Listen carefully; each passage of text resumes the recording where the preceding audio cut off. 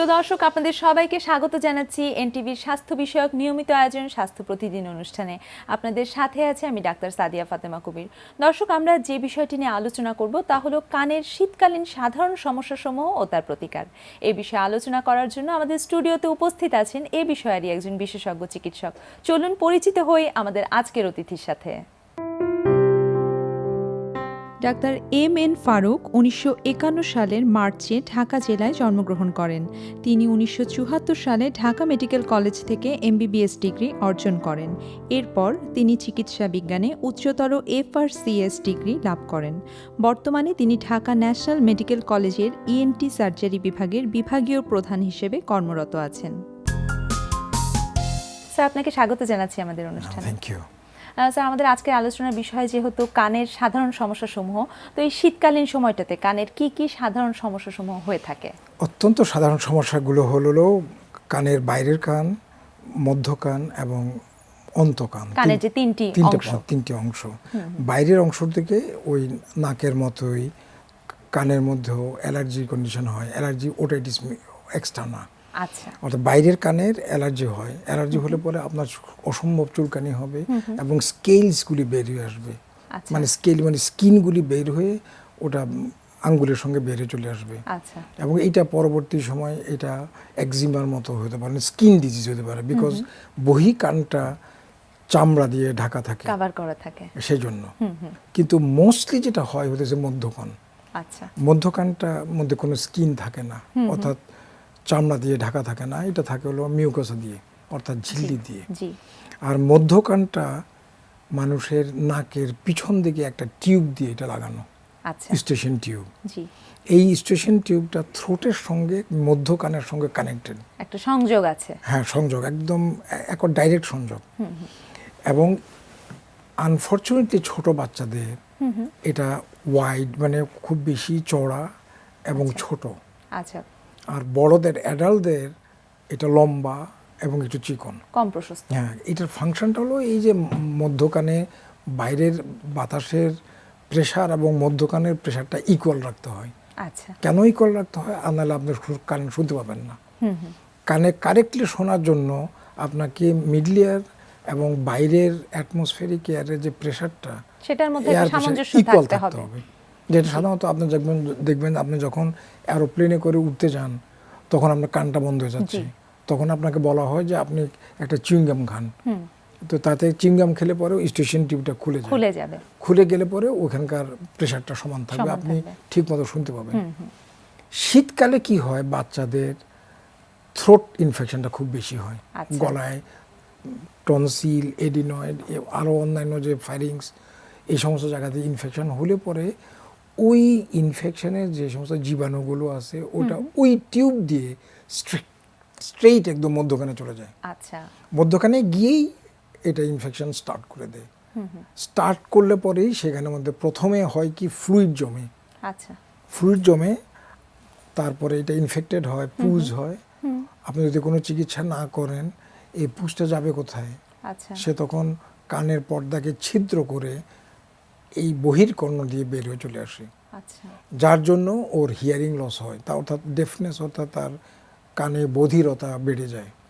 এই জন্য আপনি দেখবেন যে মোস্ট অফ দি ছেলেরা বা মেয়েরা যাদের বয়স 7-এর কম, 6-7 এইরকম, ওরা কিন্তু প্রায় স্কুল থেকে তার টিচার এসে তার মাকে বলে আপনার ছেলেটা কিন্তু মনোযোগী নয়। আচ্ছা।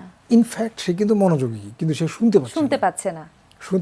কারণ হলো তার ওই সর্দি কাশির জন্য তার কানের মধ্যে গ্লু জাতীয় জিনিস জন্মে, যেটাকে সিগিটারি ওটাইটিস মিডিয়া বলে। আচ্ছা। এই জন্য it is one of the commonest একটা অত্যন্ত সাধারণ কারণে যে বধিরতা হয় বাচ্চাদের, এটা তার জন্য হয়। আচ্ছা, দায়ী। আর যাদের বড়দের প্রায় একই কারণেই, যেমন স্মোক, সে সিগারেট খায়, বাইরের আবহাওয়াটা ঠান্ডা হয়ে গেছে, সে অত্যন্ত ঠান্ডা ড্রিঙ্ক করতেছে, সে ঠান্ডা পানি খাচ্ছে, বরফ খাচ্ছে, আইসক্রিম খাচ্ছে এবং সে সিগারেট খাচ্ছে, তখন থ্রোটটা ইনফেকশন হয়ে বলে ওই একই কারণে তার মধ্যকানের মধ্যে ইনফেকশনটা চলে যায়। চলে গেলে পরেই তখনই তার এই সমস্ত সমস্যাগুলি হয় দেখা দেয়। এবং সেও ডেফ হয়ে যায়। কিন্তু আচ্ছা, ডেফ শুনতে হয়ে গেলে সমস্যা পরে হবে। হ্যাঁ মানে অর্থাৎ সে বধিরতা হয়ে যায়, বধির, এবং তার কানের পর্দাটা ছিদ্র হয়ে এই কান দিয়ে পানি পুজ এগুলি বের হতে পড়তে থাকে। থাকে। আলটিমেটলি আপনাকে কিন্তু এই পেশেন্টটাকে কিন্তু অপারেশন করতে হবে। আচ্ছা স্যার, যখনই এটা পুজটা বের হবে জি। তখনই পর্দাটা যেহেতু ছিদ্র হয়ে গেল, এটা ন্যাচারাল হিলিংটা অত্যন্ত কম আচ্ছা হয় না, আচ্ছা এবং হিয়ারিং লস তার সবসময় থাকে। স্যার, আমি একটু এই জন্যই জানতে চাচ্ছি যে এই ধরনের রোগীদের ক্ষেত্রে আপনি অলরেডি বলে ফেলেছেন আমাদেরকে যে অপারেশন করতে হবে। তো স্যার, সম্পূর্ণ চিকিৎসা পদ্ধতিটা যদি আমাদেরকে একটু বলতেন। প্রথম আপনি তাকে বলবেন যে তুমি সিগারেট এগুলি খাবে না, যেটা যদি বড়দের কথা বলছি আর কি। আচ্ছা। ঠান্ডা জিনিসটা খাবে না, আইসক্রিম এগুলি খাবেন না। তারপরও যদি তার এটা হয় তখন কান দিয়ে তার পুজ পড়ে, তার মানে হলো তার পর্দাটা ছিদ্র হয়ে গেল। এটা ছোট বাচ্চাদের হতে পারে, বড়দেরও হতে পারে। এখন মোস্ট অফ দিস পেশেন্টস যারা তারা রিফিউজ করে অপারেশন করতে, তখন আপনাকে বাধ্য, আপনি তখন তাকে কনজারভেটিভ ট্রিটমেন্ট দিতে অর্থাৎ হবে, তাকে ওষুধপত্র দিতে হবে। তখন আপনি তাকে অ্যাডভাইস করবেন যে আপনি এই সর্দি কাশির মধ্যে যাবেন না, আপনার ছেলেটাকে আপনি রক্ষা করবেন যাতে শীত না লাগে, এবং সে যাতে আইসক্রিম টাইসক্রিম এগুলি না খায়, এবং খুব ধুলাবালিতে সে যেন না যায়। আর তাকে আপনি একটা অ্যান্টিবায়োটিক দিতেই হবে, কারণ যেহেতু এটা জীবাণু দিয়ে আক্রান্ত। একটা অ্যান্টিহিস্টামিন দিতে হবে, ওই যে লিউকেট্রিন বলছিলাম না, ওইটাকে বন্ধ করার জন্য আপনাকে একটা অ্যান্টিহিস্টামিন দিতে হবে। এখন অ্যান্টিহিস্টামিনগুলি অনেক ধরনের হয়। আগেকালে কি হতো, একটা হিস্টাসিন খেলে আপনি সারাদিন ঘুমাসতেন, আজকালে সেটা হয় না, সেটা নেই। এখন 5 জেনারেশন আছে ওইটা। এখন আপনার ঘুম হবে না, কিছুই হবে না, কিন্তু আপনার সর্দি কাশি বন্ধ হয়ে যাবে। হ্যাঁ, বন্ধ হয়ে যাবে। বন্ধ হয়ে গেলে পরে আপনি যদি দেখেন যে তারপরও পুজ পড়ছে, তখন আপনি কানটাকে ক্লিন করে দিয়ে তাকে একটা ইয়ার ড্রপ দিতে হবে। যে ইয়ার ড্রপটার মধ্যে অ্যান্টিবায়োটিক উইথ স্টিরয়েড থাকে, এবং তাকে 1 মাস পর্যন্ত তাকে এই ড্রপটা দিতে হবে। সবচেয়ে বিপদ হলো এই, যখনই মধ্যকান ইনফেক্টেড হয় তখন সাথে আবার ফাঙ্গাস ইনফেকশন হতে থাকে। সেই একই জায়গাতে। তখন আপনি কি করবেন, তাকে অ্যান্টি ফাঙ্গাল যে লোকাল ক্রিমগুলি থাকে, পেভিজেন এগুলো, এইগুলি আপনি ক্রিমটা লাগাবেন দিনে 3 বার, এটাও 1 মাস। তখন আপনার আস্তে আস্তে যখন ড্রাই হয়ে যাবে, তখন তাকে আপনি অপশনটা জিজ্ঞেস করবেন, ভাই আপনি কি আপনার কানের পর্দাটা ছিদ্র অবস্থায় থাকবে? যদি এরকমই রাখতে চান, আপনার 40 ভাগ কম শুনবেন। একটা নর্মাল লোকের চাইতে আপনি 40 ভাগ কম শুনতে পাবেন।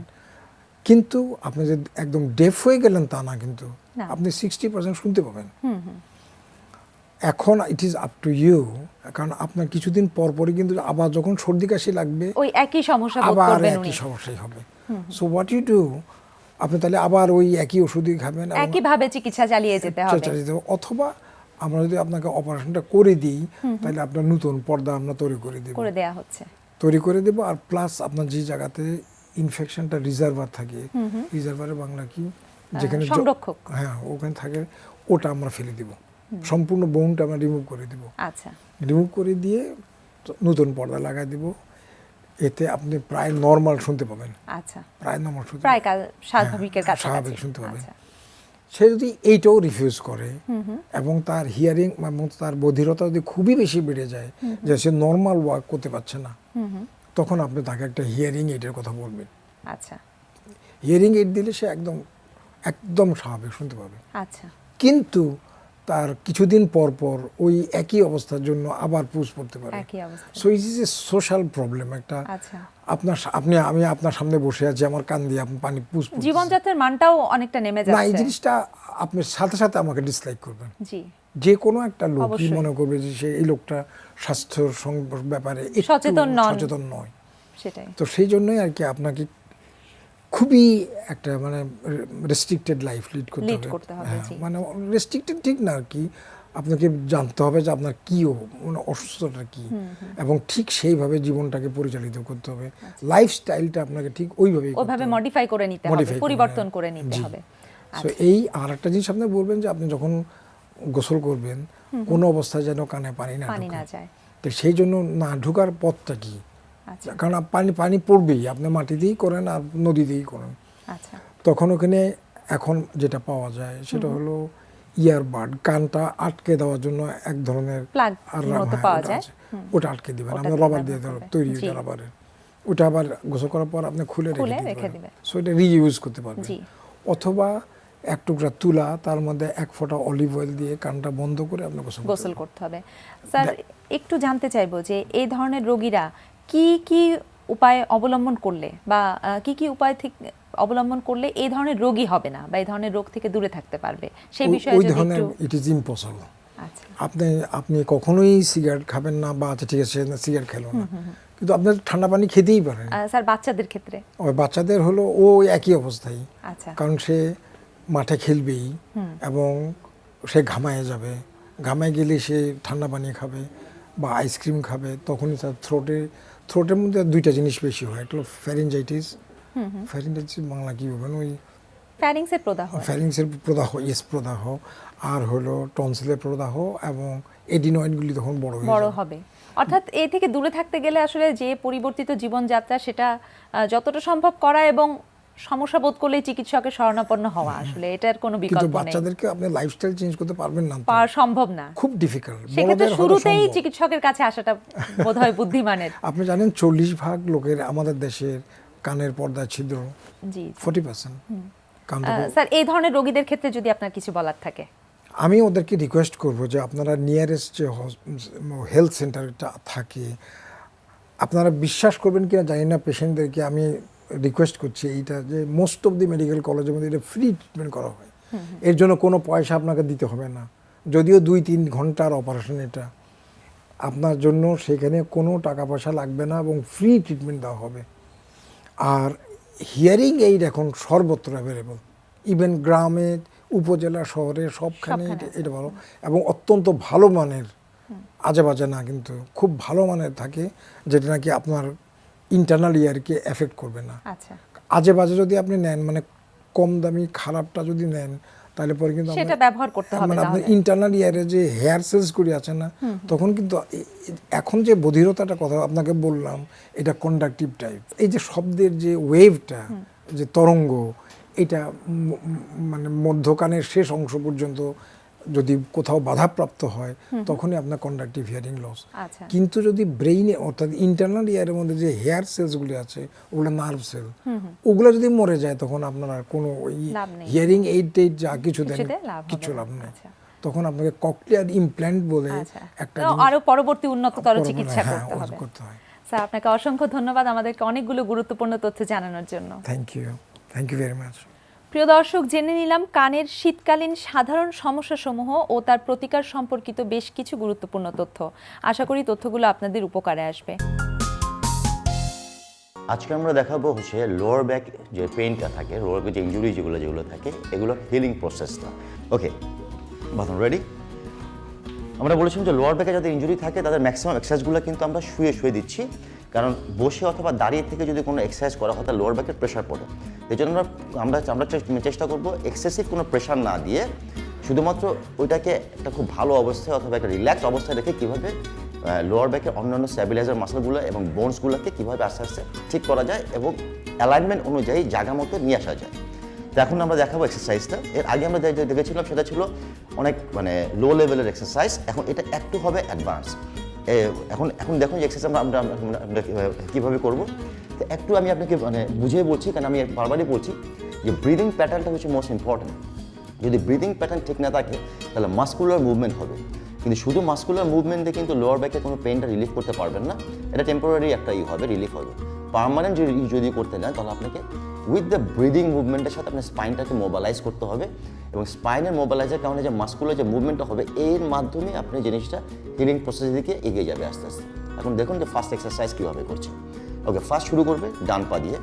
ওকে, 2 হাত দিয়ে ধরবে, ধরার পরে ব্রিদিং প্যাটার্নটা যখন এই অবস্থা থাকলো তখন ব্রিথ ইন, যখন প্রেস করবে yes, breathe out, breathe out. টোটা অলওয়েজ পয়েন্টিং থাকবে, ইয়েস। ফুল স্ট্রেচটা হবে আপনার এইদিকে, এবং যখন ব্রিথ আউট করছে তখন কি হচ্ছে, আপনার যে অ্যাবডোমেন মাসলটা এটা কিন্তু আপনার স্পাইনের সাথে লেগে যাচ্ছে, তার মানে কিন্তু পেলভিক মুভমেন্টটা হচ্ছে, ঠিক আছে? Okay, now breathe in, relax, okay, breathe out, okay, breathe in, breathe out. Okay, এখন এই অবস্থা, ওকে ব্রিথ আউট। ওকে, এই অবস্থায় রেখে আর এক পা তুলবেন। Go, yes, go. Okay, leg stretched, yes, breathe in, press, breathe out, breathe in, breathe out, breathe in, breathe out. Okay, এই অবস্থা রেখে আর এক পা উঠবে। Yes, okay, now stretched out. Okay, এখন ব্যাস ব্রিথ আউট, ব্রিথ আউট অবস্থায় 30 সেকেন্ড পর্যন্ত এই জায়গায় স্টেবল করে রাখবেন, 30 সেকেন্ডস। এবং 30 সেকেন্ডসে ব্রিদিং প্যাটার্নটা কি হবে? Normal. Breathe in, breathe out, breathe in, breathe out, 30 seconds, then go for another leg. এই অবস্থায় থাকবে এটা। Yes, stretched out, go. Okay, yes, 30 seconds. Yes, then relax. Both leg relax. Okay, this is the first exercise. Up. This is the first exercise. এটাকে আমরা বলি হচ্ছে modified আপার আসন। অনেক সময় দেখা যায় যে এক্সারসাইজটা ইয়োগাতে মানে যাদের গ্যাস ফর্মেশন করে তাদেরকে দেওয়া হয়। তবে এটা ছাড়াও যে জিনিসটা হবে, এটা আপনার লোয়ার ব্যাকের স্পাইনটাকে হেলদি করবে এবং রেডি করবে যে অন্যান্য আমরা যে অ্যাডভান্স যে মুভমেন্টগুলো করবো, এই অ্যাডভান্স মুভমেন্ট করার জন্য লোয়ার ব্যাকের ব্লাড সার্কুলেশনটা করছে, মানে প্রপার করছে। এটা ওয়ার্ম আপটা এইভাবে হচ্ছে, ভালোভাবে হচ্ছে, ব্লাড সার্কুলেশনটা প্রপারলি হচ্ছে এবং একই সাথে ফ্লেক্সিবিলিটি পাচ্ছে। এবং এক্সারসাইজটা করার সময় যে জিনিসটা হচ্ছে, আপনার হিপটা কিন্তু ওয়ার্মড আপ হচ্ছে, স্ট্রেচড আউট হচ্ছে। এবং সেম ইয়েতে যখন আপনার একটা পাটাকে যখন পেটের কাছে নিয়ে আসলেন, আরেকটা পা যখন স্ট্রেচ আউট করলেন, তখন আপার থাইতেও কিন্তু স্ট্রেচিং হচ্ছে। কারণ হিপ মাসলটাকে যদি আপনি স্ট্রেচ আউট করতে নেন, তাহলে থাইটাকে অবভিয়াসলি সেকেন্ডারি হিসেবে স্ট্রেচ আউট করতে হবে, তাহলে দুই দিকে প্রপারলি স্ট্রেচ আউট হবে। এবং এক্সারসাইজটা এর আগে আমরা দিয়েছিলাম, কিন্তু আমরা দিয়েছিলাম নি বেন্ড অবস্থায়।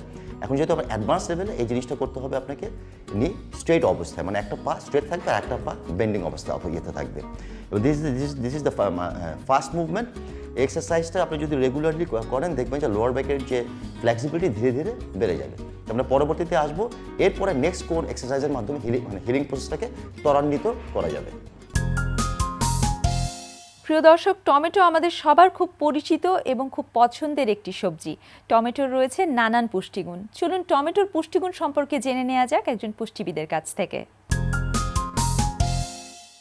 টমেটো অত্যন্ত পুষ্টি সমৃদ্ধ একটি সবজি। এটি কাঁচা এবং পাকা দুই অবস্থাতেই কিন্তু খাওয়া যায়। টমেটোতে লাইকোপিন নামে একটি মেজর অ্যান্টিঅক্সিডেন্ট রয়েছে, যেটি আমাদের স্বাস্থ্যের জন্য অনেক বেশি উপকারী। এটি বিভিন্ন ধরনের ক্যান্সার এবং হার্ট ডিজিজের মতো বিভিন্ন রোগ হওয়ার ক্ষেত্রে এর সম্ভাবনাকে অনেকাংশেই কমিয়ে ফেলে। টমেটো থেকে আমরা বিভিন্ন ধরনের ভিটামিনস এবং মিনারেলস পেয়ে থাকি, যেমন vitamin A, vitamin C, vitamin K এবং প্রচুর পরিমাণে টমেটোতে পটাশিয়াম রয়েছে। টমেটোতে সোডিয়ামের পরিমাণ অনেক কম থাকার কারণে যাদের হাইপারটেনশন রয়েছে, এই টমেটো খেলে তাদের ব্লাড প্রেশার কিছুটা হলেও কন্ট্রোলে থাকতে পারে। এছাড়াও টমেটোতে কোলেস্টেরলের পরিমাণ কম থাকার কারণে এটি কার্ডিওভাস্কুলার ডিজিজকে প্রিভেনশন করে থাকে। যাদের এলডিএল কোলেস্টেরল বেশি অথবা খারাপ কোলেস্টেরল যাদের অনেক বেশি, তারা কিন্তু চাইলে টমেটো খাওয়ার মাধ্যমেও তাদের এলডিএল কোলেস্টেরলকে কিছুটা হলেও কম করতে পারে। যারা গর্ভবতী মহিলা, তাদেরকে আমি বলবো তারা যেন প্রতিদিন অন্তত একটি করে ফ্রেশ টমেটো খায়, কারণ টমেটো থেকে তারা প্রচুর পরিমাণে ফোলেট পেতে পারে। স্কিন হেলথের জন্য টমেটো কিন্তু খুব ভালো একটি খাবার, কেননা টমেটোর খোসা ত্বকের বিভিন্ন ধরনের প্রদাহ, ক্ষত ইত্যাদি সারতে সহায়তা করে এবং পতঙ্গবাহিত বিভিন্ন ধরনের রোগের বিরুদ্ধে এই টমেটোর খোসা কাজ করে থাকে। টমেটোর আরেকটি বিশেষ গুণ হচ্ছে এটি ত্বকের রোদে পোড়া ভাব বা সানবার্নকে কম করতে সাহায্য করে। এক্ষেত্রে যদি টমেটোকে আমরা পেস্ট করে তার সঙ্গে অলিভ অয়েল যোগ করে এটি স্কিনে অ্যাপ্লাই করি, তাহলে কিন্তু ত্বকের সানবার্ন অনেকাংশেই কমে যেতে পারে। তবে এটি মোটামুটি রেগুলারলি ইউজ করতে হবে। যারা ডায়াবেটিক পেশেন্ট, তারা কিন্তু প্রতিদিন একটি করে ফ্রেশ টমেটো খেতে পারেন, তবে তারা অবশ্যই টমেটো জুস বা টমেটোর যে সস হয়ে থাকে সেগুলো তারা অবশ্যই অ্যাভয়েড করবে, কারণ এগুলোতে চিনির পরিমাণ অনেক বেশি থাকে। আর যারা রেনাল পেশেন্ট, তাদের কিন্তু টমেটো খাওয়ার ব্যাপারে একটু ভয় থাকে, কারণ তাদের ধারণা যে টমেটো খেলে তাদের পটাশিয়াম বেড়ে যেতে পারে।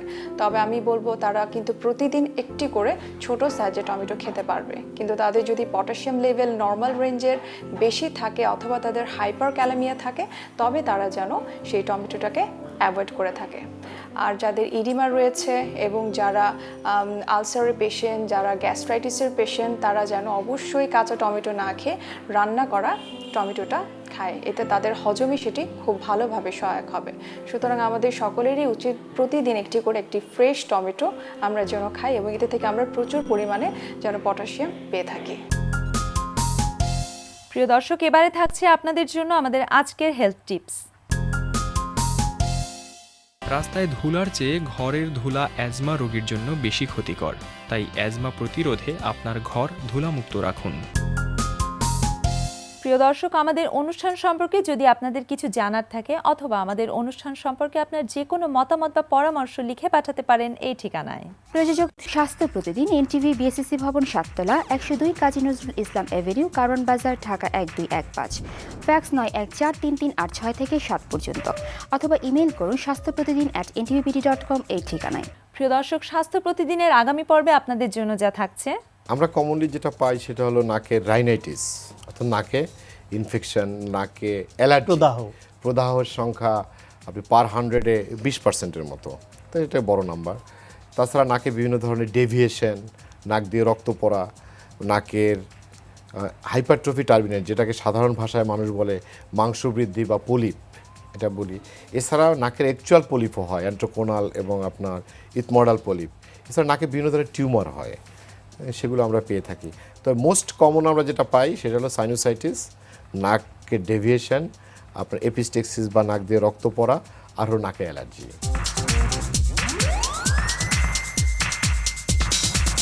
প্রিয় দর্শক, বিশ্বের যে কোনো প্রান্ত থেকে যে কোনো সময় আপনার প্রিয় স্বাস্থ্য প্রতিদিন অনুষ্ঠান দেখতে ভিজিট করুন আমাদের পূর্ণাঙ্গ ওয়েব পোর্টাল www.ntvbd.com।